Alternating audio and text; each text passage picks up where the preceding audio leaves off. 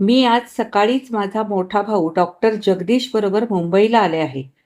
यापूर्वी मी 2-3 वेळा मुंबईला येऊन गेले असले तरी ही महानगरी मला अगदी नवीन व अपरिचित आहे. मी पुण्याची, अस्सल पुणेकर. माझ्या वयाची 24 वर्षे पुण्यातच गेली. आता या पुढची वर्षे कुठं जाणार? हां, तर तेच तर आता ठरायचं आहे. म्हणजे तसं जवळजवळ ठरल्यासारखं आहे. गेल्या आठवड्यात पुण्याला मुलगी बघणे कार्यक्रम होऊन गेलाय. रवींद्रशी माझे बोलणेही झालेले आहे. त्याचे विचार मी जाणून घेतले आहेत. माझे विचार, माझी मते त्याला मी निर्भीडपणे ऐकवली आहेत. आमचे एकमेकांचे विचार जुळले आहेत असं म्हणायला हरकत नाही. तशी आता कुठचीही अडचण नाही. रवींद्रच्या आईला भेटण्यासाठी, सासरघर आणि तिथली माणसं बघण्यासाठी मी आणि दादा त्याच्याबरोबर कोकणात राजापूरला जाणार आहोत. तेवढ्यासाठी तर आज सकाळी दादाबरोबर मी इथं आले आहे. पण इतपत सगळे होऊनही माझ्या मनाचा निर्णय अजून ठरत नाही. हो, नाही, यामध्ये माझे मन सारखे हेलकावे खाते आहे. माझा स्वभाव जादा चिकित्सक आहे म्हणूनही असेल, किंवा माझी मते, माझे विचार अतिरेकी असतील म्हणूनही असेल. पण गेले वर्षभर माझ्या लग्नाचा घोळ पडला आहे. कबूल, कारण आलेली स्थळं मी नाकारते आहे. हेही खरे. नाहीतर माझ्या दोन्ही मोठ्या बहिणींची लग्ने कशी झटकन होऊन गेली. माझेही गतवर्षीच होऊन गेले असते. कारण नानासाहेबांशी व्याह्याचे नाते जोडायला बरेच वरपिते उत्सुक आहेत. पण मीच 3 स्थळांना नकार देऊन वर्तमान काळाचा भूतकाळ करून टाकला आहे. माझे वडील पुण्यातले ख्यातनाम इंजिनियर कॉन्ट्रॅक्टर आहेत. अख्खं पुणे त्यांना ओळखतंय. प्रभात रोडवर असलेल्या त्यांच्या भरभराटीच्या धंद्याची आणि त्यांच्या प्रतिष्ठेची सहज कुणाला कल्पना यावी. माझ्या दोन्ही बहिणींची लग्न व्यवहाराला धरून झाली. भरपूर हुंडा, अंगभर दागिने, ढीगभर उंची साड्या, मान पान सगळे काही यथास्थित झाले. दोन्ही जावई अगदी तोलामोलाचे मिळाले. एक दिल्लीला उच्च पदाधिकारी, दुसरा मिलिटरीत कॅप्टन. बहिणी खुश होऊन आपापल्या घरी गेल्या, संसाराला लागल्या. मी शेवटचं शेंडेफळ. 2 वर्षांपूर्वी मी बीए झाले. माझ्या दोन्ही मोठ्या बहिणींपेक्षा मी अधिक देखणी अन हुशार आहे असे सर्वमत आहे. पण विचाराने तितकीच विक्षिप्त आहे, अव्यवहारी आहे, हे पण इतरांचेच मत. ज्याच्याशी माझे विचार जुळतील त्याच्याशीच मी लग्न करीन, हे माझे विचार आमच्या घरात आक्रस्ताळीपणाचे वाटतात. गतवर्षी म्हणूनच 2 स्थळांना नकार दिल्यावर एक दिवस नानासाहेबांचे बंगलोरचे बंधुतुल्य मित्र हरिभाऊ आपली पत्नी आणि विवाहेच्छू पुत्र यांच्यासह पुण्यात दाखल झाले. तत्पूर्वी दोघा मित्रांचा पत्रव्यवहार झाला असला पाहिजे. त्यांचा मुलगा डॉक्टर मकरंद MS झाला होता आणि सासऱ्याच्या पैशाने उच्च शिक्षणासाठी लंडनला जाण्याचा मनसुबा रचित होता. दुपारी मेजवानी झाली, गप्पा झाल्या. अर्थात बघणे अगदी औपचारिक होते. नंतर दोघे मित्र सूचकपणे बाहेर निघून गेले. मकरंदबरोबर माझे बाहेर दिवाणखान्यात मोकळेपणे संभाषण झाले. त्यातून त्याचे विचार मी जाणून घेतले, वृत्तीची पारख केली. रात्रीच्या गाडीने पाहुणे मंडळी परतली. दुसरे दिवशी सकाळी ब्रेकफास्टच्या वेळी नानासाहेब खुशीत होते. ते सगळे गृहीत धरून चालले होते. त्यांनी विचारले, चित्रे, मुलगा कसा वाटला? मी म्हटले, उत्कृष्ट. मग आता मुहूर्त केव्हाचा धरायचा? मी लगेच उत्तर दिले, नाना, हे स्थळ मला पसंत नाही. उत्कृष्ट सामान वापरून स्वतःच्या देखरेखीखाली घातलेल्या आलिशान बंगल्याचा स्टॉल धाडकन कोसळून पडावा तसे नानासाहेबांना वाटले. ते स्तंभित झाले, हबकले. पसंत नाही म्हणजे काय? त्यांच्या स्वरात क्रोध होता. ते तसे संतापी, कडक शिस्तीचे आहेत. मी तिकडे दुर्लक्ष करून म्हटले, त्याचे माझे विचार जुळत नाहीत आणि विचार जमल्याशिवाय मी कुठलंही स्थळ पसंत करणार नाही, हे मी तुम्हाला आधीच सांगून टाकलेलं आहे. वातावरण तापणार हे बघून आईने मध्यस्थी करीत समजावणीच्या स्वरात म्हटले, चित्रे, संसारात विचार जुळवून घ्यावे लागतात. आमच्या लग्नाला 30 वर्ष झाली. आमचे विचार जमत नाहीत तरी आमचा संसार चाललाय ना. चालला असेल. तुझ्या वेळचा काळ वेगळा होता. हे बघ, ते तू मला काही सांगू नकोस. मी एकदा काय ते सांगून टाकलंय. आईने चिडून म्हटले, शेंडे फळ म्हणून तुला लाडावून ठेवलं, त्याचे हे फळ देतेस होय? असं स्थळ पुन्हा मिळायचं नाही. असं सोन्यासारखं स्थळ घालवतेस? अगं, स्थळाचं नुसतं सोनं काय बघायचं? मग काय बघायचं? विचार, वृत्ती. त्याचे माझे विचार जमत नाहीत हे मी एकदा सांगून टाकलंय. उगीच वादावादी नको. तुझ्या या आक्रस्ताळी स्वभावामुळे तुला स्थळ मिळणे जड जाईल. फार चिकित्सा केलीस तर लग्न सुद्धा होणार नाही. राहशील तशीच नि पस्तावशील. मातृदेवतेची ही शापवाणी. 15 दिवसानंतर दुसऱ्या खेपी डिलिव्हरीला माहेरी आलेल्या माझ्या दिल्लीवाल्या बहिणीने म्हटले, चित्रे, तुझ्या या फुलिश आयडियल्सना स्टिक फास्ट होऊन राहशील तर मॅरेजचा चान्स तुला कधीच मिळणार नाही आणि तुझ्या लाईफची ट्रेजेडी होऊन जाईल. मातेची शापवाणी आणि भगिनीची भविष्यवाणी दोन्ही निमूटपणे ऐकून घेतली. पण त्याचवेळी आजीने आमच्या लहानपणी सांगितलेली 7 राजकन्यांची परिकथा का कोण जाणे आठवली. त्या परिकथेतील 6 राजकन्यांनी राजाला म्हटले होते, बाबा, आम्ही तुमच्या नशिबाच्या. पण 7वी धाकटी तिने म्हटले, बाबा, मी माझ्या नशिबाची. ती माझ्यासारखी विक्षिप्त असावी. ठीक आहे, जाऊ दे. चित्रा विक्षिप्त आहे, विचित्र स्वभावाची आहे, लाडावलेली आहे, एककल्ली आहे वगैरे छाप बसणे म्हणजे वधूच्या गुणांना केवढे वैगुण्य. तेही जाऊ दे. मी MAच्या टर्म्स भरल्या. अभ्यासात गुंतून गेले. नानासाहेबांची खटपट तशी चालू असावी. कारण कधीकधी ते स्वगत पण माझ्या कानी पडेल अशा बेताने म्हणत. असं स्थळ मिळणं म्हणजे भेसळ नसलेलं सिमेंट मिळण्या इतकं कठीण आहे. मी काहीच कानी घेत नसे. मी तो विचारच सोडून दिला होता. वर्ष उलटलं. माझ्या अभ्यासात मी पुरी गढून गेले. 2 दिवस दादा रजेवर आला होता. त्याने म्हटले, चित्रे, तुझ्या विचाराशी जुळणारा तुला कुणी आढळेल असं वाटतं का? मी भविष्यवेत्ती नाही. मला नाही वाटत कोणी आढळेल. ठीक आहे, मग माझ्यासाठी न थांबता तू तुझं लग्न उरकून घे. मुली सांगून येत आहेत. तेवढ्यासाठीच तर आलोय. ठीक आहे. मी पुस्तकात डोके खुपसले. तो माझ्याकडे पाहत तिथेच उभा राहिला. मग टेबलाजवळ खुर्ची ओढून बसत त्याने म्हटले, चित्रा, तुझ्या विचाराशी जमणारं एक स्थळ मी आणलंय. माझ्या विचारांशी जमणारं? सासऱ्याच्या जीवावर स्वतःच्या संसाराची सुवर्ण नगरी उभारणाऱ्या नवऱ्याचा पांगळा संसार मी कधीही करणार नाही. दादा, माझ्या जखमेवर मीठ चोळतो आहेस.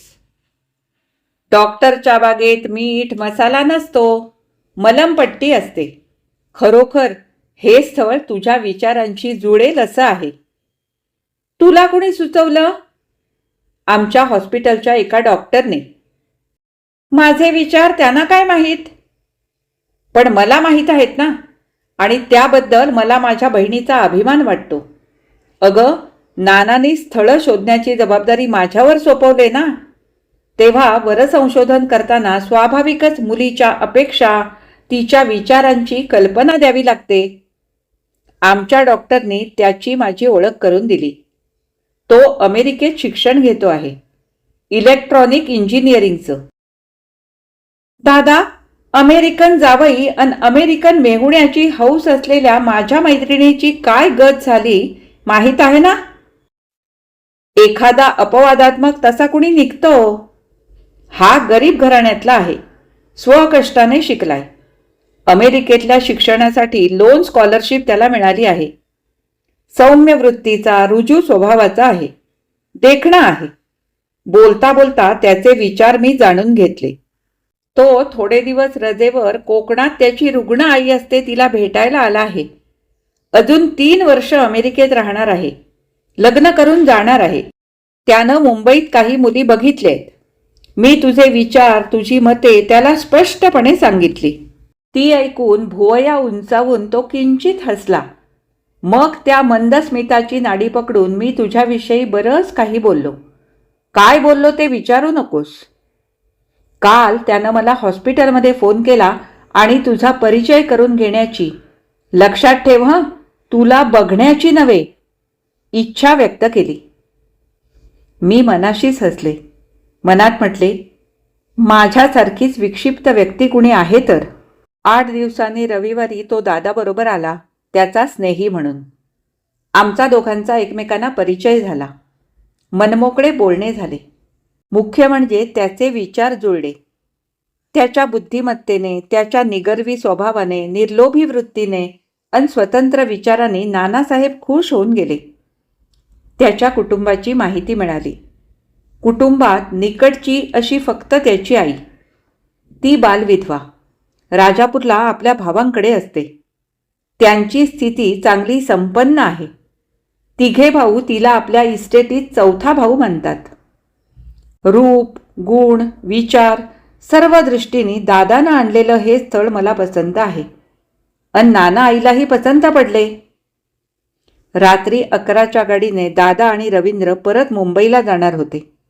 जेवण झाल्यावर दोघे गच्चीत गप्पा मारीत बसले होते. पौर्णिमेच्या आसपासची रात्र होती. खालचे उरकून मी आपल्या खोलीकडे निघाले होते. तेवढ्यात दादाने हाक मारून म्हटले, चित्रे, ये ना, आम्ही आता थोड्या वेळानं निघू. मी खाली जाऊन नानांशी जरा बोलून येतो. तुला रवीनला आणखी काही विचारायचे असले तर. बोलता बोलता तो बाहेर पडला. पण त्याचे वाक्य रवीनने पुरे केले. त्याने म्हटले, माझी मुळीच हरकत नाही. मी संकोचून गेले. खरं आतापर्यंत त्याला मी फारसं काही विचारलंच नव्हतं. विचारण्याची जरुरीच पडली नव्हती.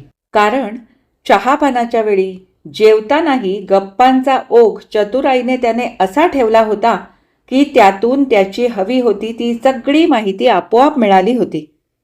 त्याचे विचारही कळले होते. आमची माहितीही त्याला कळली. काहीतरी बोलायला हवे म्हणून मी अमेरिकन जीवनाविषयी विषय काढला. अन मनात एकदम एक प्रश्न उठला. तुमचं एखादं प्रेम प्रकरण आहे का? स्पष्ट विचारते म्हणून माफ करा, पण. स्पष्ट विचारलत हे अगदी योग्य केलत. कारण जीवनाचा जोडीदार निवडताना पुरुषापेक्षा स्त्रीला अधिक सावध राहावं लागतं. तुमच्या प्रश्नांचं उत्तर असं, अमेरिकेत तसं माझं काहीही प्रकरण नाही, कारण ती माझी वृत्ती नाही. पण इथं असताना एका मुलीनं मला जीव लावला होता. भावी जीवनाची सुखस्वप्न आम्ही रंगवली होती. पण ती एक ट्रॅजेडी आहे. भूतकाळात आता ती गडप झाली आहे. माफ करा, यापेक्षा या बाबतीत मी अधिक काही सांगू शकत नाही. पण आता नव्या जीवनात त्या घटनेचा संबंध देता येणार नाही.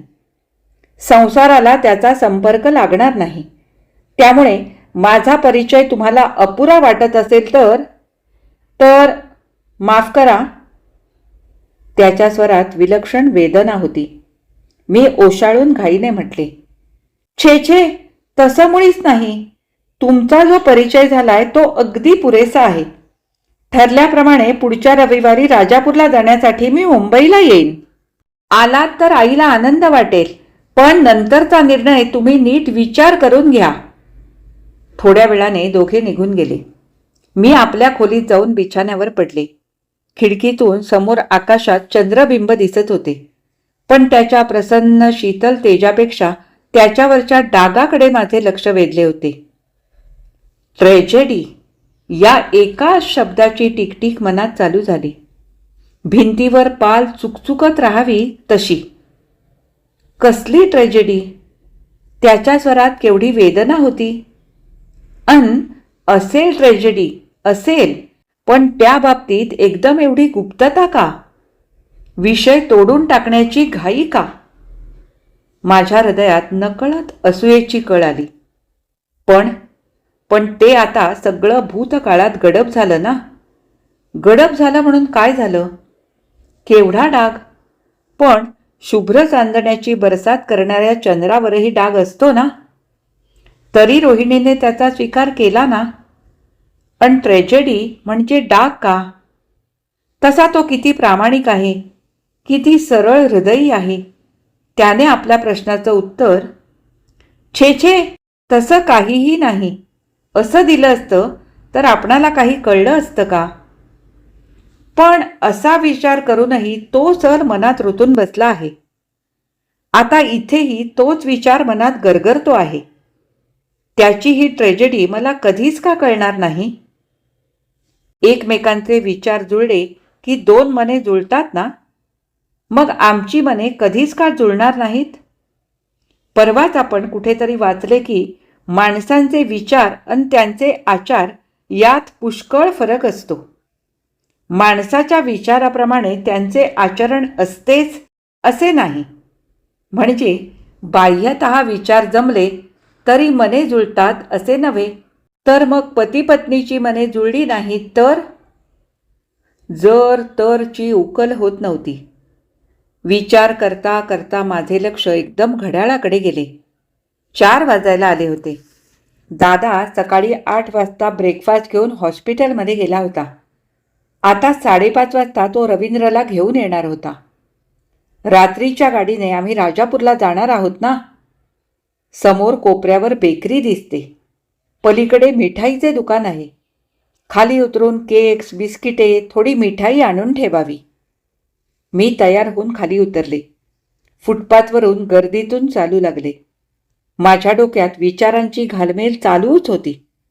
फुटपाथ ओलांडून पलीकडे जाणार तेवढ्यात समोरून गर्दीतून वाट काढीत येणारी एक व्यक्ती माझ्या समोर थांबली. मी स्तिमित झाले. अगं बाई, तुम्ही लीलाताईच ना? तू चित्रा का ग? हो तीच मी. त्यांचा हात घट्ट धरून गर्दीतून त्यांना बाजूला घेत मी म्हटले, किती दिवसांनी नव्हे किती वर्षांनी भेटता आहात. तब्बल 15 वर्षांनी. तरी ओळखलंस? लीलाताई, पुनर्जन्म देणाऱ्या आपल्या प्राणदात्रीला विसरणे कधीतरी शक्य आहे का? माझ्या टायफॉइडमध्ये सतत 42 दिवस आलोचन जागरण करून तुम्ही मला वाचवलंत. कशी विसरेन तुम्हाला? त्या हसल्या. खूप मोठी झालीस आता. दृष्ट लागावी अशी दिसतेस. तुम्ही इकडे कशा? मद्रासला होतात ना? हो, पण वर्ष झालं इथं आले. पुण्याच्या हॉस्पिटलमधून मद्रास हॉस्पिटलला मेट्रन म्हणून गेले. तिथून बंगलोरला एका संस्थेच्या हॉस्पिटलमध्ये गेले. आमच्या संस्थेचा इथं घाटकोपरला एक अनाथ बालिकाश्रम आहे. त्याची प्रमुख म्हणून मला पाठवलंय. मग चला आता घरी. आता इतक्यात तुम्हाला मी सोडणार नाही. खरंच किती अकल्पितपणे भेटलात. अगदी योग्य वेळी भेटलात. चला. तू इथं कशी? काय करतेस? तुम्ही सगळे पुण्यालाच आहात ना? मी त्यांचा हात धरून मागे वळले नी चालता चालता म्हटलं, आम्ही पुण्यालाच आहोत. दादा इथं जसलोक हॉस्पिटलमध्ये डॉक्टर आहे. न्यूरोसर्जरीचा पोस्ट ग्रॅज्युएटचा अभ्यास करतो आहे. त्याची इथंच पलीकडे खोली आहे. मी आजच सकाळी इथं आले. त्यांना घेऊन मी वर आले. एकमेकींच्या हकीकती कळल्या. 15 वर्षातले तुटलेले 2 दुवे जुळले. लीलाताई पुण्याच्या एका खाजगी हॉस्पिटलमध्ये सिस्टर होत्या. तिथून मद्रासला एका संस्थेच्या हॉस्पिटलमध्ये मेट्रन म्हणून गेल्या. तिथून बंगलोरला. एका कोट्याधीश गुजराती व्यापाराने अनाथ महिलाश्रम आणि अनाथ बालकाश्रम काढले आहेत. तिथे त्यांना मुद्दाम बोलावून घेतले. लीलाताईंचा पिंडच समाजसेविकेचा. नंदादीपासारखे सौम्य स्निग्ध व्यक्तिमत्व, प्रेमळ स्वभाव, निरलस सेवा, सारे गुण या बालविधवेत एकत्र झालेले आहेत. त्यांना एकच भाऊ. तो इंदूरला असतो. तो त्यांच्या संसारात मुलाबाळात गुंतला आहे. लीलाताई जगाच्या संसारात रमल्या आहेत. त्याने विचारले, तुझ्या बहिणी कुठं असतात? एक दिल्लीला, दुसरी काश्मीरला. दोघी आपल्या नवऱ्यांच्या अधिकाराचा आणि श्रीमंतीचा डामडौल मिरवीत मजेत आहेत. अन तू लहानपणी भारी चिकित्सक होतीस. मी हसून म्हटले, लीलाताई, माणसाचे जन्मजात स्वभाव कधी बदलत नाहीत, खरं ना? मग तुझं आता केव्हा ठरतंय? मी त्यांना सगळं काही सांगितलं. त्याने आनंदून म्हटलं, अरे वा, भाग्यवान आहेस. लग्नाचा मुहूर्त केव्हा ठरतोय? मला आमंत्रण पाठवायला विसरू नकोस हं. बोलता बोलता घड्याळाकडे पाहत त्या उठल्या. चित्रा, मला आता गेलं पाहिजे. आज 10 वाजताच मी घरातून बाहेर पडले. बिंदू वाट पाहत असेल. बिंदू कोण? माझ्या मावस बहिणीची मुलगी. मला हसू आलं. त्यांना एकही मावस, मामे, आत्ते, चुलत कुठलीच भावंडे नाहीत हे मला माहीत होते. पण जगातल्या सगळ्या स्त्रिया म्हणजे त्यांच्या बहिणीच. माझ्या आईला त्या इंदुताई म्हणतात. आईपेक्षा त्या 6 महिन्यांनी मोठ्याच आहेत. मी गॅस पेटवीत म्हटलं, चहा घेतल्याशिवाय जायचं नाही हं. मग तिला जरा फोन करते. बिचारी वाट पाहत बसली असेल. 5:30 पर्यंत घरी येते म्हणून कळवते. त्यांनी फोन केला. मी सहज चौकशी केली. काय करते तुमची भाची? इथंच असते का? इथं सासर का? माझ्याजवळच असते. बिचारी दुर्दैवी आहे. मी म्हटलं, आश्रमातल्या बिचाऱ्या सगळ्यात दुर्दैवी. कुणी फसवलेल्या, कुणी टाकलेल्या. पण ही त्यातली नाही. ह्या मुलीची कहाणी अगदी वेगळी आहे. मोठी करुण आहे. 4 वर्षांपूर्वींची गोष्ट. त्यावेळी मी मद्रासला हॉस्पिटलला मेट्रन होते. त्यावेळी मद्रासजवळ रेल्वेचा भीषण अपघात झाला होता. 2 गाड्यांची टक्कर झाली. वृत्तपत्रात आलं होतं. असेल, वाचलंही असेल. मग काय झालं? व्हायचं काय? नित्याप्रमाणे गंभीर जखमी पॅसेंजर्स तिथल्या सरकारी हॉस्पिटलमध्ये दाखल झाले. त्यात ही मुलगी होती. हिच्याबरोबरचे हिचे नातलग छिन्न विछिन्न झालेले होते. ही मुलगी तशी कुठं जखमी झाली नव्हती. फक्त डाव्या हाताला फ्रॅक्चर झालं होतं. पण ही 42 दिवस बेशुद्ध अवस्थेत होती. त्यामुळे कोण कुठची पत्ता लागत नव्हता. आमच्या हॉस्पिटलमध्ये न्यूरोसर्जरीचा स्पेशल विभाग आहे. म्हणून 4 दिवसांनी तिला आमच्या हॉस्पिटलमध्ये ॲडमिट केली. हिची बेशुद्धावस्था हे न्यूरोसर्जन्सना एक कोडं होतं. तिची स्पेशल काळजी घेण्याचं काम माझ्याकडे आलं. रात्रंदिवस मी तिच्याजवळ होते. मी मध्येच म्हटलं, आलोचन जागरणं करून तुम्ही केलेली रुग्णसेवा, खरंच लीलाताई, तुमचं तप पाहून मृत्यू मागे न फिरला तरच नवल. मुलगी बरी झाली याचं श्रेय तुम्हालाच. मला तुमच्यामुळेच पुनर्जन्म प्राप्त झाला. आता ही मुलगी चांगली आहे ना? तशी चांगली आहे, पण अपघातात तिच्या मेंदूला जबरदस्त धक्का बसला होता. 42 दिवसांनी शुद्धीवर आली, पण तिची स्मृती अजिबात नाहीशी झालेली होती. केवढी आहे ही मुलगी बिंदू? साधारण तुझ्याच वयाची. 2 वर्षांनी स्मृती आली, पण तिला डोकेदुखी जडली. कुटुंबात कुणी उरलं नाही असं कळलं. अपघातानं तिला संपूर्ण निराधार बनवलं आणि तिचा मेंदूही विकृत करून टाकला. आता तशी ती कायमची रुग्ण झाले. तिच्यावर सतत उपचार चालू आहेत. इथं आता KEM हॉस्पिटलात उपचार चाललेत. मुलगी अति देखणी आहे, बुद्धिमान आहे, ग्रॅज्युएट झालेली आहे. चांगली असते तेव्हा आश्रमात सुद्धा काम करते. माझं तीच सांभाळते. मीच तिची आई, मावशी, काही म्हण. कुणाचाही जीव जडावा अशी गुणी मुलगी आहे. पण दुर्भाग्य बिचारीचं. त्या कहाणीने माझे मन हेलावून गेले. मी म्हटलं, लीलाताई, तुमच्यासारखी आई मिळाली हे त्या दुर्दैवी मुलीचं केवढं भाग्य. चहा पिता पिता बोलण्याचा विषय आपोआप बदलला. त्याने विचारलं, तुझ्या लग्नाचा साधारण मुहूर्त केव्हा आहे? अजून तसा निश्चित नाही. आज रात्रीच्या गाडीनं त्याच्याबरोबर मी आणि दादा त्याच्या गावी कोकणात त्याच्या आईला भेटायला जाणार आहोत. त्यानंतर मग ठरेल. ठरवल्यावर कळव, विसरू नकोस. विसरणं शक्यच नाही. त्या उठू लागल्या तसे मी म्हटलं, लीलाताई, तुम्ही ज्येष्ठ विचारीने अनुभवी आहात म्हणून एक विचारते. विचारू का? विचार ना, काय आहे? हसू नका हा, विचारते म्हणून. पण माझ्या मनाचा विलक्षण गोंधळ उडालाय. त्याने हसून म्हटलं, कळलं कळलं, तुझा स्वभाव मी चांगला जाणते. सांग काय ते? लीलाताई, दोघांचे विचार जमले की दोघांची मने जुळतात का? लीलाताई क्षणभर थांबल्या. मग किंचित हसून त्यांनी म्हटले, विचार जमले की संसाराला स्थैर्य येतं. दोघातले मतभेद भांडणं कमी होतात.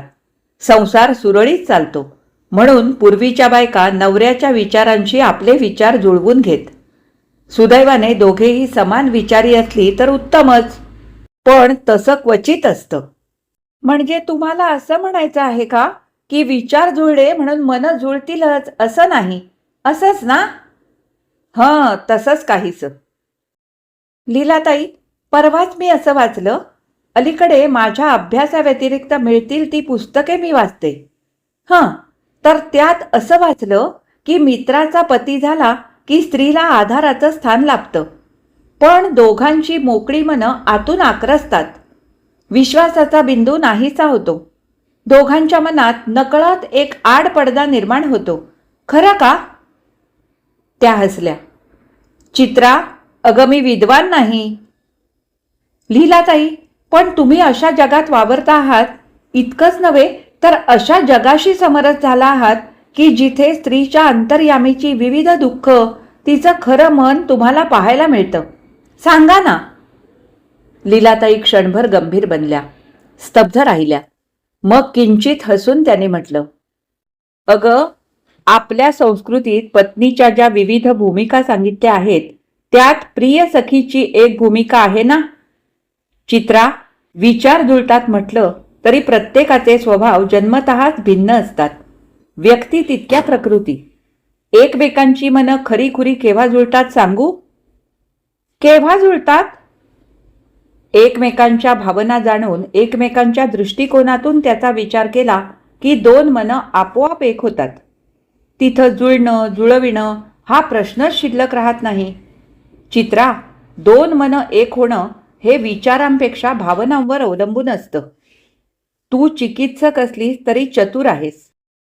अन तुला तर समान विचार असलेला एक नवरा मिळतो आहे. तुम्हा दोघांची मनं एक होतील असा आत्ताच तुला मी आशीर्वाद देऊन ठेवते. माझी पाठ थोपटीत त्या जाण्यासाठी उठल्या. बाहेर पडता पडता त्यांनी म्हटलं, खरंच या महिनाअखेर मी मद्रासला 2-3 दिवस जाणार आहे. आमच्या संस्थेच्या एक संचालक मणिगौरीबेनचं ऑपरेशन आहे. त्याच वेळी तुझा मुहूर्त असला तर मला लग्नपत्रिका तिथे पाठव. हा पत्ता देऊन ठेवते. मी तार करीन. मी तिथून आल्यावर फोन करीन. तुम्ही दोघांनी माझ्याकडे आलं पाहिजे. हां. येणारच. लीलाताई निघून गेल्या. माझ्या मनाची घालमेल बरीच कमी झाली. जर तरच्या लंबकाची गती बरीच मंदावली. आम्ही तिघे राजापूरला जाऊन आलो. कोकण मी प्रथमच पाहत होते. मला खूप आवडलेले. रवींच्या आईचे पाय संधिवाताने धरले होते, त्यामुळे काठीच्या आधाराने त्या घरातल्या घरात फिरत होत्या. 3 मामांचे एकत्रित कुटुंब. खूप मोठे घर.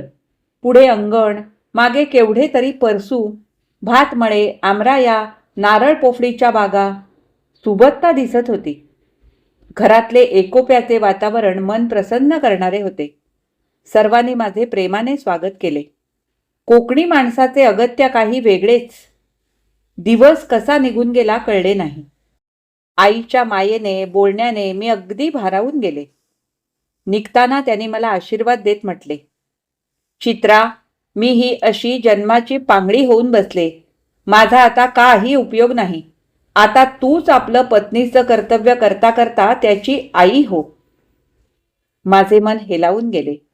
माझ्या तोंडून आपोआप उद्गार निघाले, आपण त्यांची मुळीच काळजी करू नका.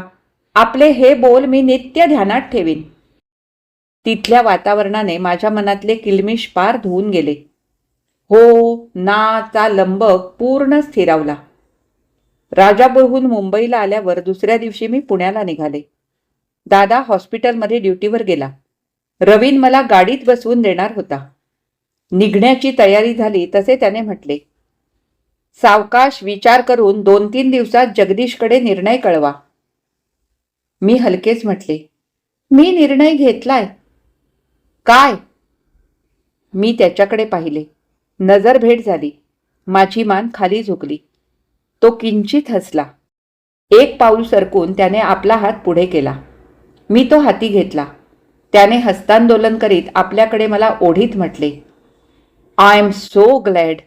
नाहीतर माझी खूप निराशा झाली असती. 15 दिवसांनी एका सुमुहूर्तावर आमचे लग्न झाले. रवींच्या इच्छेप्रमाणे लग्न तसे साधेपणाने झाले, पण नानासाहेबांनी त्याचा वचपा रिसेप्शनमध्ये चांगलाच भरून काढला. या आक्रस्ताळी विक्षिप्त विचारांच्या मुलीचा नवरा बघण्याचे कुतूहल अनेकांच्या नजरेत मला दिसले. रवींची रजा संपत आली होती, म्हणून लंडन मार्गे अमेरिका मार्गात लंडनला हनीमून ही त्याची कल्पना मला खूप आवडली. पॅसेज, प्रवास तयारी वगैरेसाठी आम्ही मुंबईला आलो. लीलाताई आता मद्रासहून निश्चित परत आल्या असतील. लग्नाची आमंत्रण पत्रिका त्यांना मद्रासला पाठवली होती. त्यांची तारही मिळाली होती. उद्या सवड आहे तर उद्याच त्यांच्याकडे जाऊन यावे म्हणून त्यांचा फोन उचलला. हॅलो, कोण? लीलाताई का? नाही, मी बिंदू बोलते. हॅलो, आपण चित्राताई का? स्वर किती मृदू, किती आर्जवी. तुम्ही कसं ओळखलत? कसं? हॅलो, मला वाटतं आपली गतजन्माची ओळख असावी. मंजूळ हास्य. हॅलो, मला आपलं मनातून तसं वाटतं. तुम्हाला नाही तसं वाटत? किती आर्जवी आवाज, केवढे लाघव. खरंच निराधार मायाविहीन माणसाला मिळेल तिथून मायेचा ओलावा हवा असतो. मी हसून म्हटले, वाटतं तर. हॅलो, का कोण जाणे, तुम्हाला न पाहताच मला तुमच्याविषयी ओढ वाटू लागले. पुन्हा मंजूळ हास्य. हॅलो, ही लीलाताई आलीच, ती बोलते आहे. हॅलो, चित्राच ना? मी काल संध्याकाळी मद्रासहून आले. आज दुपारी हॉस्पिटलमध्ये जगदीशला फोन करून तुझी चौकशी करणार होते. हॅलो, माझ्याकडे केव्हा येता? उद्याच आलं तर चालेल का? कारण उद्याचा दिवस मोकळा आहे. मग सवड सापडणे कठीण, कारण गुरुवारी आम्ही निघणार. तर मग उद्याच या जेवायला. हां, जगदीशला फोन करून बोलावते आहे. तुम्ही शक्यतो लवकर या आणि जाण्याची घाई करू देणार नाही. दुसऱ्या दिवशी आम्ही घाटकोपरला गेलो. दादाला ड्युटीमुळे येणं शक्य नव्हतं. स्टेशनवर त्यांचा कारकून आम्हाला घ्यायला आला होता. आश्रमाचा परिसर मोठा होता. सभोवार दगडी कंपाऊंड होते. आम्ही फाटकातून आत गेलो. समोरच लीलाताईंचा वरती गच्ची असलेला बैठा बंगला होता. आमच्या स्वागताला त्या वरांड्याच्या पायऱ्या उतरून खाली आल्या. मी रवींचा परिचय करून दिला.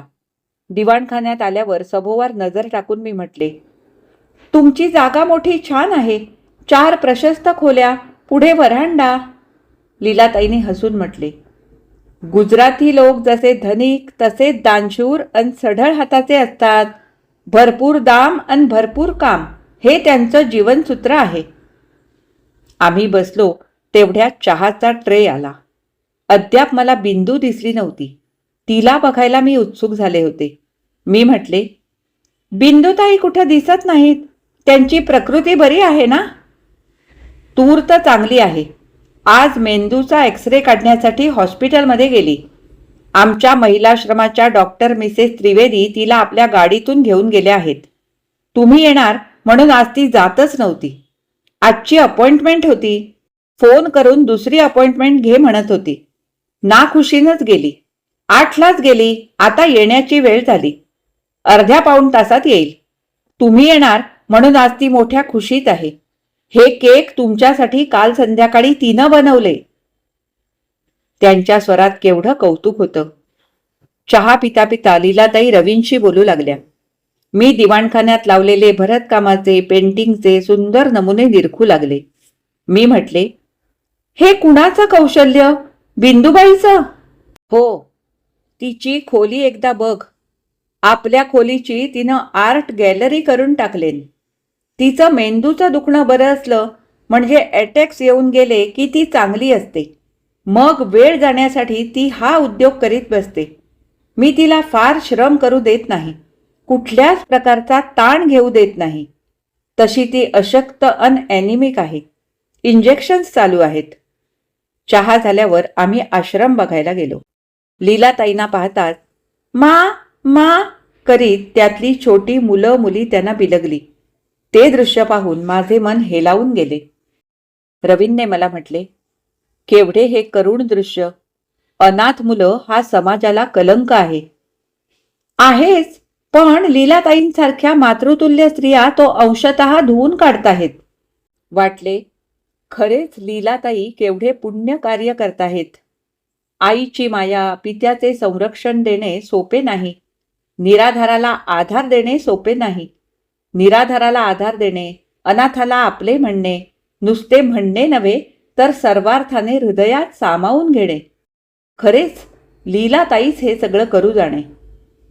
ही बिंदू कोण, कुठची, यात मेंदूच्या विकाराने कायमची रुग्ण बनलेली.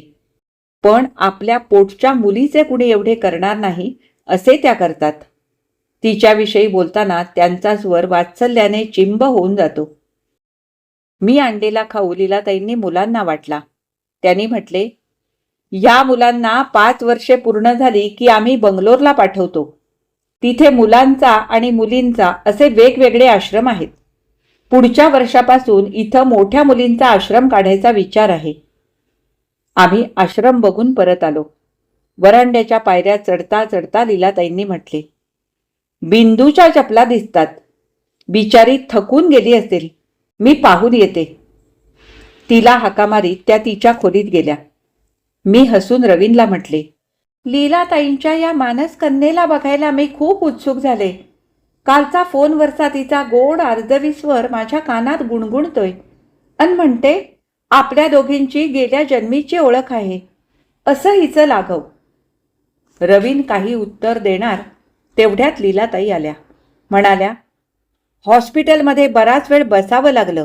शिवाय दुसऱ्या हॉस्पिटलमधले काही डॉक्टर्स आज तपासायला आले होते. दुसऱ्याही अशा 2-3 केसेस होत्या, त्यामुळे पोरगी थकून गेली. मी म्हटलं, तर मग त्यांना थोडा वेळ विश्रांती घेऊ द्या. अगं, तिला धीर निघायला हवा ना. बाहेर यायला निघाली होती. मग मीच म्हटलं, दोघांना आत घेऊन येते. कुणीही परकी नाहीत. जशी तू तशीच चित्रा. चला. रवीनने मला म्हटले, तू जा. तुम्हा दोघींचा आधी परिचय करून होऊ दे. नंतर त्या बाहेर आल्या की माझा परिचय करून दे. मला ते योग्य वाटले. मला तिच्या खोलीच्या दाराशी सोडून लीलाताई स्वयंपाकघरात स्वयंपाकीण बाईंना काही सूचना द्यायला निघून गेल्या. मी पडदा बाजूला सारून आत गेले. डाव्या बाजूच्या खिडकीशी कॉटवर तक्क्याला टेकून बिंदू बसली होती. मध्यम गोरी, पण आता बरीच फिकी दिसत होती. उंच, काहीशी क्रूश, पण अतिशय रेखीव चेहरा, बोलके डोळे, शांत मुद्रा. मला पाहताच ती हसून ताठ बसली. या ना, तुम्हाला भेटायला मी खूप उत्सुक झाले. मी हसून म्हटले, अन मीही. ही उत्सुकता वाढवण्याची चातुरी आपल्या लीलाताईंची. पण तुम्ही आता बोलण्याचे फार श्रम घेऊ नका.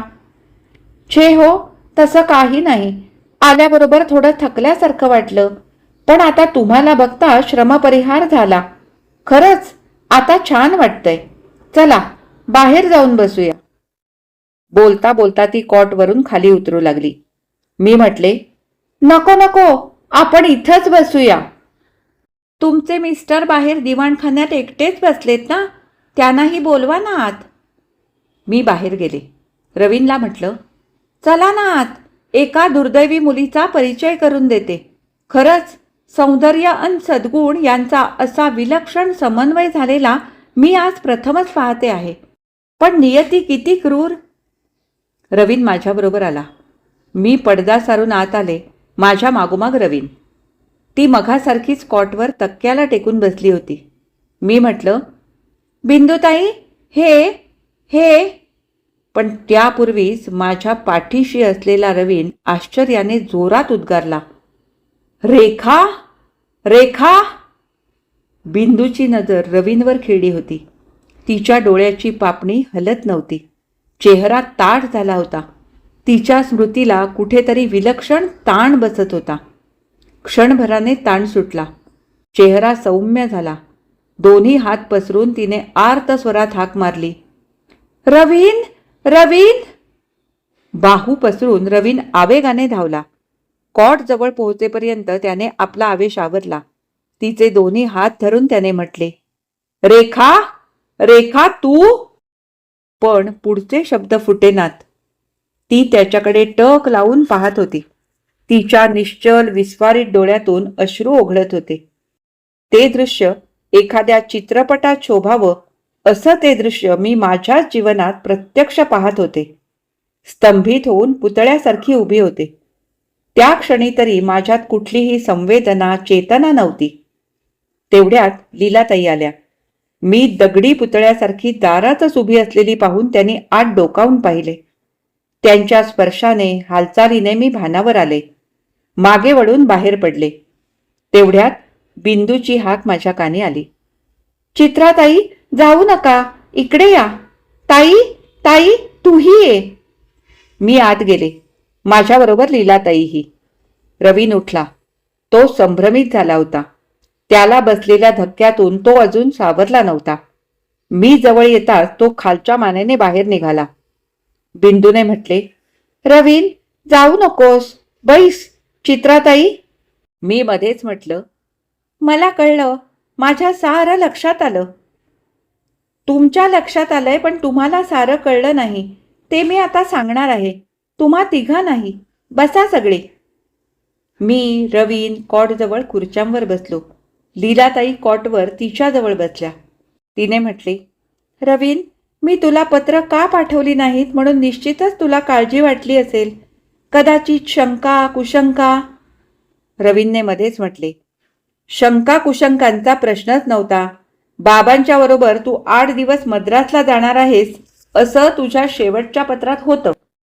तू परतली असशील अशा अंदाजानं आठवड्यानं तुला पत्र पाठवलं, पण त्याचं उत्तर नाही. 2-3 पत्र पाठवूनही तुझ्याकडून काही उत्तर येईना तेव्हा मला काळजी वाटू लागली. मी विलक्षण घाबरून गेलो. मामांना पत्र पाठवलं, तुझ्या बाबांच्या ऑफिसमध्ये पत्र पाठवलं. माझ्या अभ्यासाला नुकतीच सुरुवात झाली होती, पण नियमितपणे येणारी तुझी पत्र एकाएकी बंद झाली म्हणून मला काही सुचेना, अभ्यासात लक्ष लागेना. आपण किती दूर आहोत आणि एकाकी आहोत याची त्या क्षणी जाणीव झाली. मामा मुंबईला येऊन चौकशी करून गेले. तुमच्या बिराडात दुसरंच कुणी राहायला आलं होतं. शेजाऱ्यांकडून कळलं की तू बाबांबरोबर रामेश्वरच्या यात्रेला गेलीस. त्या गाडीला भीषण अपघात झाला.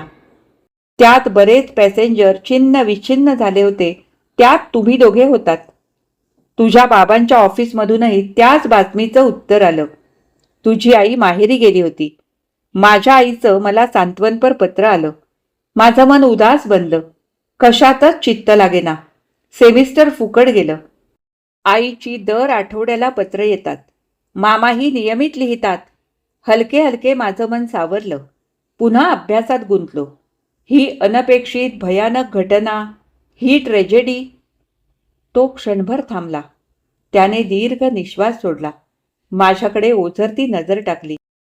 क्षणभराने पुढे त्याने म्हटले, 4 वर्षात जखम भरली, पण व्रण कायम राहिला. 4 वर्षानंतर इथं आलो. आईचा आग्रह, तिची इच्छा म्हणून. बिंदूने मध्येच हसून म्हटले, कळलं कळलं. पुढची सुंदर कथा माझ्यासमोर बसली आहे. खरं म्हणजे आम्ही यात्रेला गेलो नव्हतो. तू गेल्यानंतर ठरल्याप्रमाणे मामा मावशींना घेऊन राजापूरला गेले. मी अगदी एकटी पडले. अक्षरशः उघडी पडले. मायेचे छत्र गेले. आमचं घर असून मला नसल्यासारखंच होतं. ते तुला सगळं माहीत आहेच. माझ्याकडे वळून तिने म्हटले, चित्राताई, दादरला एका चाळीत आम्ही शेजारी शेजारी राहत होतो. याची आई, मी त्यांना मावशी म्हणायची, याच्या शिक्षणासाठी मुंबईला येऊन राहिल्या होत्या. आमच्या घरी मी, बाबा, आई नि मोठा भाऊ. बाबा एका कंपनीत कारकून होते. माझ्या आईचा स्वभाव भारी विचित्र होता. आई असून तिची माया मला अगर माझ्या भावाला कधीच मिळाली नाही. मुंबई तिला आवडत नसावी, अगर तिला संसाराची ओढ नसावी. ती वारंवार कल्याणला आपल्या माहेरी जाऊन राहायची. तिचं माहेर चांगलं संपन्न आहे. एकदा माहेरी गेली की महिना यायचीच नाही.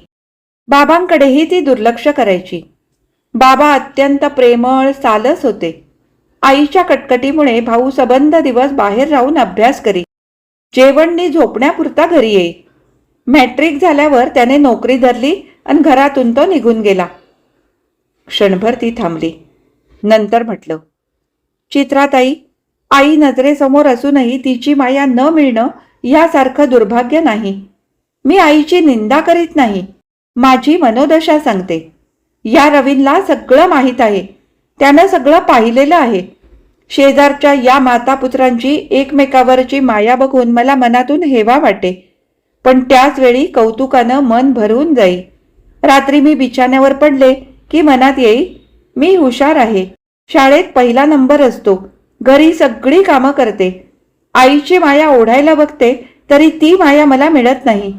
ती का मिळू नये? माझं मन गदगदून जाई. पांघरुणात तोंड लपवून मी हमसून हमसून रडे. पण मला जे घरी मिळालं नाही ते शेजारी मिळालं. सुकलेल्या वेलीनं ओल्या जमिनीला चिकटावं तशी मी याच्या आईला, मावशींना चिकटले. माझ्या आईचा स्वभाव त्यांना माहीत झाला होता. आईच्या मायेची अनुभूती मला मावशींनी दिली. त्यांच्या मनाचा अर्धा कप्पा मी व्यापून टाकला. सुकलेली वेल टवटवीत झाली, बहरली. एक दिवस मावशींना ताप आला आणि त्यातूनच त्यांना सांधेदुखीचं दुखणं जडलं. आमच्या घरच्या कामाबरोबरच त्यांच्या घरच्या कामाची जबाबदारी मी उचलली.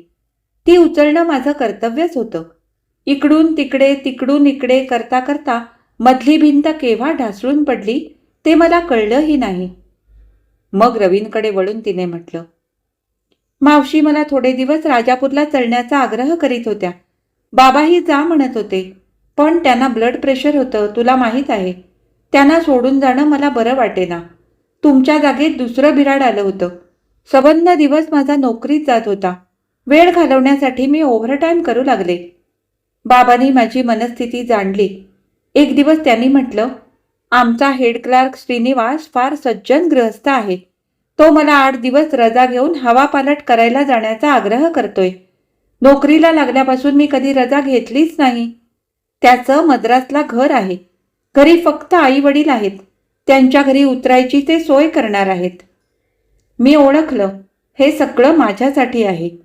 बाबांनी आईलाही चल म्हटलं. तिनं नकार दिला. ती कल्याणला गेली. आम्ही मद्रास एक्सप्रेसने निघालो. आयुष्यात पहिल्यानं इतक्या दूर प्रवासाला निघाले होते. कॉलेजात गेले त्या दिवाळीत मावशीबरोबर राजापूरला गेले होते.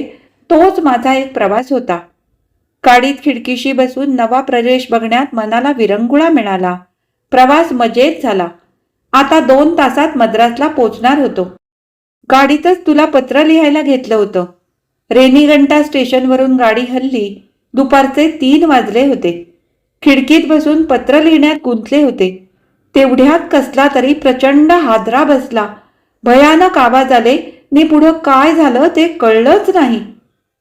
बोलता बोलता तिने लीलाताईंकडे पाहिले. त्यांनी मला सांगितलेली हकीकत पुन्हा थोडक्यात रवीनला सांगितली. त्यानंतर बिंदूने म्हटले, ताई, मला स्मृती आली, पण त्याचबरोबर मेंदूची विकृती जडली. काय उपयोग? 2 वर्ष लोटली होती. रवींचं शिक्षण अर्ध अधिक झालं असेल. तो आता उच्चपदी चढेल. त्याच्या कर्तृत्वाच्या दिशा उजळतील. आता माझ्यासारख्या मेंदूच्या रोगानं ग्रासलेल्या मुलीचा त्याच्या जीवनात काय उपयोग? उपयोग तर नाहीच, फक्त अडथळाच. म्हणून मुद्दामच मी तुला काहीही सांगितलं नाही. मला कुणीही नाही असं खोटं सांगितलं आणि आलेल्या दैवगतीचा स्वीकार करून मी त्या स्मृतीवर कायमचा पडदा टाकून दिला आणि त्याच्या सुखासाठी मनाला समजावीत राहिले. पण त्याच दैवाने आज तो पडदा बाजूला सारला आणि जे नवं दृश्य दाखवलं ते पाहून माझ्या सगळ्या वेदना थांबल्या. मन निश्चिंत बनलं. इच्छा पूर्ण झाली. तिच्या चेहऱ्यावर प्रसन्नता पसरली होती. रवीन विलक्षण गंभीर बनला होता. त्याच्या हृदयातल्या वेदना त्याच्या चेहऱ्यावर स्पष्ट उमटल्या होत्या. अन मला काय वाटत होते ते माझे मलाच कळत नव्हते. मन सुन्न होऊन गेले होते. पण त्याचबरोबर बिंदूच्या दुर्दैवाने हेलावूनही गेले होते. तिची कथा ऐकताना मला आतल्या आत वारंवार भडबडून येत होते. लीलाताई सुन्न होऊन गेल्या होत्या. क्षणभराने त्यांनी म्हटले, बिंदू, दैवाने जे योजले असेल तसंच घडतं हे जरी खरं असलं तरी दुर्दैवाच्या अंधारानंतर सुदैवाचा प्रकाश येतो. ईश्वरी संकेत माणसाला कळत नाहीत. बिंदूने हसून म्हटले, खरंच कळत नाहीत. ताई, हा शिक्षणापायी परदेशी निघाला तेव्हा मावशीने बाबांना म्हटलं, लग्न करून हा जाऊ दे. बाबांचीही तीच इच्छा होती, पण मी मोडता घातला. याचं मन तिकडे अभ्यासात एकाग्र व्हावं, मागं जबाबदारीची काळजी नको, निर्वेदपणे त्याचं शिक्षण होऊ दे, म्हणून मीच हा शिक्षण संपवून परत आल्यावर लग्न करण्याचा आग्रह धरला. ताई, त्यावेळी मी हा आग्रह धरला नसता तर आज नको नको, ती कल्पनाही नको. खरंच ईश्वराचे संकेत किती अचूक असतात. ताई, या जोडीनं माझ्या नव्या जीवनात केवढा तरी प्रकाश आणलाय. आम्ही जेवायला बसलो. बिंदूने आमच्या दोघांच्या पानाभोवती पानाफुलांची रांगोळी काढली, उदबत्त्या लावल्या. जेवताना बिंदू रवींशी मोकळेपणी बोलत होती. स्मृतीतून वर आलेल्या कालखंडातल्या अनेक गोष्टींची ती विचारपूस करीत होती. मधून मधून माझ्याशीही बोलत होती. आता माझे मन बरेच सावरले होते. रवीनही शांत दिसत होता. तो अधूनमधून बिंदूकडे करुण नजरेने पाहत होता. खरंच तर कुणाचेही मन करुणेने भरून जावे असा दैवाने हिला तडाखा दिला नाही का? हिच्या जीवनाची केवढी ट्रॅजेडी. तसेच विचार माझ्या मनात घोटाळू लागले. आम्ही जायला निघालो तेव्हा तिने म्हटले, तुमचं विमान केव्हा निघणार? पुढच्या गुरुवारी, म्हणजे आज 8 दिवशी. जाण्यापूर्वी एकदा भेटायला सवड मिळेल का? ती हसून विचारित होती, पण तिचा स्वर कातर झाला होता. रवीनने काही उत्तर देण्यापूर्वीच मी तिचा हात धरून म्हटले, बिंदुताई, छे रेखा, आता तुला मी इथं एकटी ठेवून जाणार नाही. विस्फारित नजरेने ती माझ्याकडे पाहत राहिली. मीही माझ्याच उद्गाराने चकित झाले होते. माझ्या तोंडून हे उद्गार बाहेर पडतील याची मलाच कल्पना नव्हती. पण माझ्या मनात मगापासून जे प्रचंड तुफान उठले होते त्यातून हे उद्गार आपोआप बाहेर पडले असावेत. कोण जाणे, पण माझे हे उद्गार मी ऐकल्यावर माझ्या मनातले तुफान एकदम शांत झाले. मी म्हटले, तुझी सगळी जबाबदारी आता माझ्यावर आहे. मी इथं उद्या येणार आहे, त्यावेळी आपण अधिक बोलू. पण चित्राताई, आता काहीही बोलू नकोस, सगळं माझ्यावर सोपव. तेवढ्यात एका मोठ्या थाळ्यात लग्न भेटी घेऊन लीलाताई बाहेर दिवाणखान्यात आल्या. मी त्यांना म्हटले, लीलाताई, आता हे सगळं तसंच इथं ठेवा आणि मी आल्याबरोबर तुमच्याकडे जे पॅकेट दिलंय त्यात आईनं तुम्हाला आणि बिंदूला दिलेल्या लग्नाच्या साड्या आहेत त्या इथं तशाच राहू देत. उद्या मी इथं परत येणार आहे, तुमच्याशी थोडं बोलायचं आहे. आम्ही दोघं घरी आलो. माझ्या डोक्यात विचारचक्र चाललं होतं. तोही गप्प होता. खरेच नियतीचे वज्रलेख किती विचित्र असतात. त्याने एकदम म्हटले, चित्रा, मी तुझा शतशः अपराधी आहे. कशाबद्दल?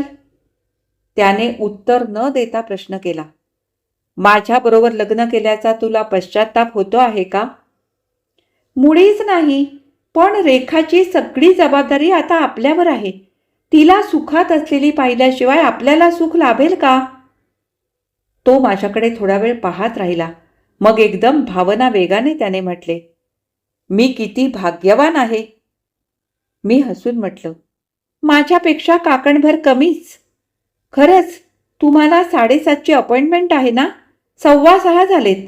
मन शांत ठेवा, पुढे काय करायचं ते नंतर बघू. तो निघून गेला. मी विचार करीत बसले. डोक्यावर अक्षता पडल्या तेव्हा मनात घोंगावणारा वादळवारा शांत झालेला होता. पण आता अनपेक्षित ही दुसरीच वावटळ उठली. हे सगळं लग्नाआधी कळलं असतं तर? नाही, लग्नानंतर कळवून तिच्या सुखाचा भार आमच्यावर टाकावा असा ईश्वरी संकेत असेल. नाहीतर तुम्हीच सांगा, या विचित्र घटनेला दुसरं काय म्हणायचं? काही उत्तर आहे का? माझे विचार संपत नव्हते. बिंदूची, रेखाची मूर्ती नजरेसमोरून हालत नव्हती. 7:30 वाजता दादा हॉस्पिटलमधून आला. मोठ्या खुशीत होता तो. त्याने म्हटले, चित्रा, आज मी एक ब्रेन ट्यूमरचं ऑपरेशन केलं. म्हणजे डॉक्टर बॅनर्जींना असिस्ट केलं. जवळजवळ मीच केलं. आज ते माझ्यावर बेहद्द खुश झाले. त्यांनी माझी पाठ थोपटली. डॉक्टर बॅनर्जी आज इंटरनॅशनल फेमचे न्यूरोसर्जन आहेत. चहा करण्यासाठी मी गॅस पेटवीत होते. लायटर लावताच गॅसची ज्योत प्रज्वलित झाली. त्याचबरोबर माझ्या डोक्यात मगापासून अंधुकशी येत असलेली विचार कल्पना एकदम प्रकाशित झाली आणि माझं मन आता उत्तेजित होऊन गेलं. मी हसून म्हटलं, अरे वा, हार्टी कॉंग्रॅच्युलेशन्स. भावी काळात तू मोठा न्यूरोसर्जन होणार यात शंकाच नाही. थँक्यू, मी चेष्टेने म्हटले. हा आमच्या लग्नाचा पायगुण बरं. तो हसला. कावळा बसला, फांदी मोडली. ठीक ठीक, तुम्हाला श्रेय द्यायला माझी काहीच हरकत नाही. लीलाताईकडची मेजवानी कशी झाली? उत्कृष्ट, अविस्मरणीय. हॉस्पिटलमध्ये 2दा त्यांचा फोन आला. नकार देणं जीवावर येत होतं, पण आज मला येणंच शक्य नव्हतं. त्यांना म्हटलं, तुमचा खास पाहुणचार घेण्यासाठी मी एकदा सवडीनं येतो. त्याच्यापुढे चहाचा ट्रे ठेवीत मी म्हटले, त्यांच्या मानसकन्येनं केलेले हे केक्स त्याने आठवणीनं तुझी वाटणी पाठवले. अरे वा, थँक्स. त्याचे चहापान सुरू झाले तसे मी म्हटले, दादा, आज तुला मी एक विचित्र घटना सांगणार आहे. माझा स्वर नकळत गंभीर झाला असावा, कारण हातातला कप खाली ठेवून माझ्याकडे तो पाहत राहिला. त्याच्या नजरेत थोडी धास्ती आणि बरीचशी कुशंका होती.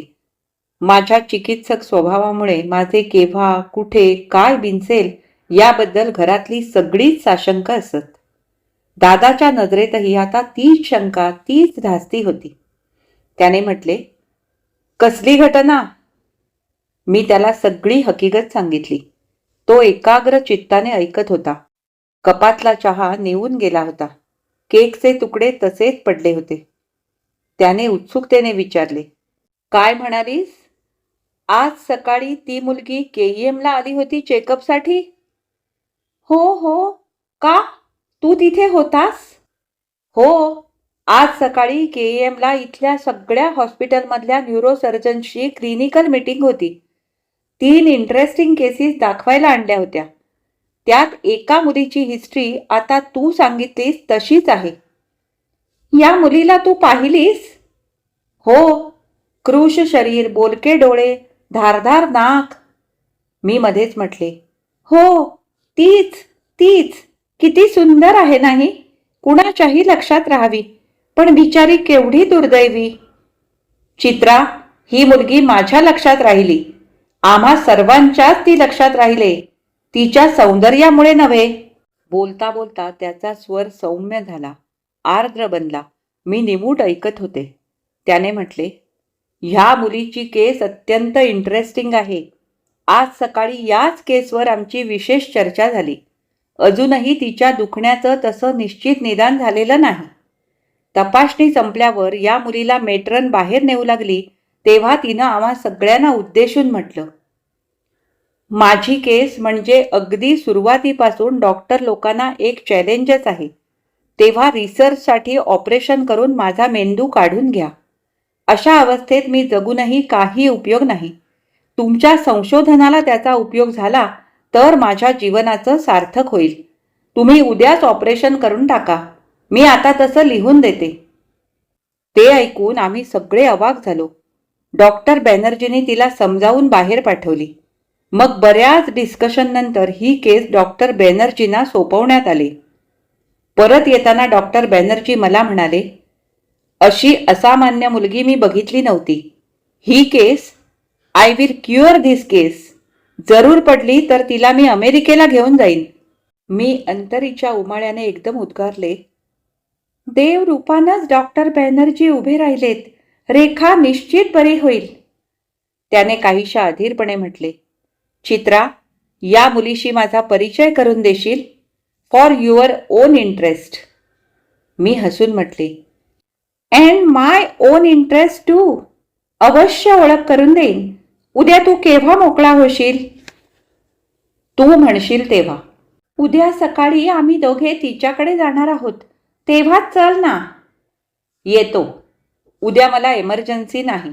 मी सकाळी हॉस्पिटलला फोन करून कळवतो. आणि तेवढ्यात दारावरची बेल वाजली. रवीन आला. त्याला पाहता दादा उठून त्याच्याकडे गेला. त्याचा हात पकडून उत्तेजित स्वरात दादाने म्हटले, Ravin, I must thank you. I am so grateful to you. Grateful म्हणजे काय काय एवढं? प्रश्न विचारित त्याने प्रश्नार्थक मुद्रेने माझ्याकडे पाहिले. मी काही सांगण्यापूर्वी दादाने चला सांगतो म्हणत त्याला बाहेर वरांड्यात नेले. दोघांचे काय बोलणे झाले मला कळले नाही आणि मी विचारलेही नाही. दुसरे दिवशी सकाळी लीलाताईंकडे जाण्यापूर्वी आम्ही दोघे निघत असल्याचा त्यांना फोन केला. दादा बरोबर येत असल्याचा उल्लेख मी मुद्दामच केला नाही. आम्ही गेलो तेव्हा बिंदू आमची वाट बघत वरांड्यात समोरच बसली होती. दादाला पाहून ती आश्चर्यचकित झाली. त्याला नमस्कार करीत तिने हसून म्हटले, डॉक्टर साहेब, आपण आलात आनंद वाटला, पण माझ्यासाठी तुम्हाला यांनी निष्कारण त्रास दिला. आणि माझ्याकडे वळून तिने म्हटले, चित्राताई, काल यांनी माझी तपासणी केले. मी म्हटले, असं होय, पण आता डॉक्टर म्हणून यांना घेऊन नाही आले. हा माझा दादा, मोठा भाऊ म्हणून ओळख करून द्यायला घेऊन आले. त्या दोघांना तिथं सोडून बाहेर येत असलेल्या लीलाताईंना घेऊन मी आत गेले. संध्याकाळी दादा हॉस्पिटलमधून घरी आला तेव्हा तो अतिशय प्रसन्न होता. त्याने म्हटले, डॉक्टर बॅनर्जींनी आज रेखाच्या केस पेपर्सची फाईल मागवून घेतली. केस स्टडी पुढच्या आठवड्यापासून ते आपली ट्रीटमेंट सुरू करतील. मी मनातून आनंदून गेले. मी म्हटले, दादा, आता यापुढे तिची सगळी जिम्मेदारी तुझ्यावर सोपवून आम्ही जात आहोत. तू न सांगता तिची सगळी जिम्मेदारी मी घेतली आहे. असं म्हणत त्याने रवीनकडे एक सूचक दृष्टिक्षेप टाकला. रवीनच्या चेहऱ्यावर स्मित उमटले, पण अंतर्यामी तो व्यथित झाला आहे हे मला कळले. दुसऱ्या दिवशी सकाळी दादाबरोबरच रवीनही आपल्या कामासाठी बाहेर पडला. मी लीलाताईंना फोन करून दोघींना दादाच्या खोलीवर बोलावले. तासाभराने दोघे आल्या. येताच रेखा माझ्या गळी पडली. मी माझ्या भावना आवरी तिचे डोळे पुशीत म्हटले, शांत हो रेखा, ईश्वराच्या योजना आपणाला कळत नाहीत. बरं का लीलाताई, दादानं हिला बरी करण्याची प्रतिज्ञा केली आहे. आत्ता मी सासरी परदेशी निघाले आहे. आम्हाला पोचवायला सासर माहेरची मंडळी विमानतळावर आली आहेत. लीलाताईही आहेत. माझ्या लग्नाचा आहेर म्हणून बिंदूला दिलेली साडी नेसून रेखा दादाजवळ उभी आहे. सगळ्यांचा निरोप घेऊन आम्ही दोघे विमानाकडे निघालो आहोत. माझं मन कृतार्थतेच्या सुखाने एवढं तुडुंब भरून गेलंय की वियोगाच्या भावनेला एक टिपूसही डोळ्यात यायला जागाच नाही. मी पुन्हा पुन्हा मागे वळून हात हलवते आहे. त्या अफाट गर्दीत एकमेकांशेजारी उभी राहिलेली ती दोघेच फक्त मला दिसत आहेत. रवीनने एकदाच मागे बघून हात हलवला आणि तो खाली मान घालून जड अंतःकरणाने पुढे चालला आहे. छे, त्याला हाती धरून मी पुढे नेते आहे. त्याच्या हाताचा किंचित कंप मला कळतो आहे. त्याच्या अंतरीच्या वेदना मला जाणवत आहेत. अगदी खरं आहे, ते मर्मबंध कायमचे तोडणे सोपे नाही. मी सारं जाणते आणि हेही जाणते की हाच क्षण याला जपण्याचा आहे. माझ्या हाताची पकड घट्ट करीत मी मनात म्हणते आहे, हो, मी याची आई होऊन राहीन, याची सखी होऊन राहीन. ही कथा इथेच संपली. आज मी वाचलेली डॉक्टर सुमती क्षेत्रमाडे यांची संकेत ही कथा खूप मोठी आहे, परंतु खूप छान आहे. मला ही कथा अत्यंत आवडली. ही कथा तुम्हाला कशी वाटली हे मला कमेंट करून अवश्य कळवा. आवडली असेल तर लाईक करा, शेअर करा. माझ्या चॅनलवर नवीन असाल तर चॅनलला सबस्क्राईब करून सोबतचं बेल आयकॉन दाबायला अजिबात विसरू नका. आणि हो, हाईप करायला सुद्धा विसरू नका. आता आपण पुन्हा भेटू अशाच एखाद्या छानशा कथा वाचनासाठी. तोपर्यंत मी तुमचा निरोप घेते. धन्यवाद.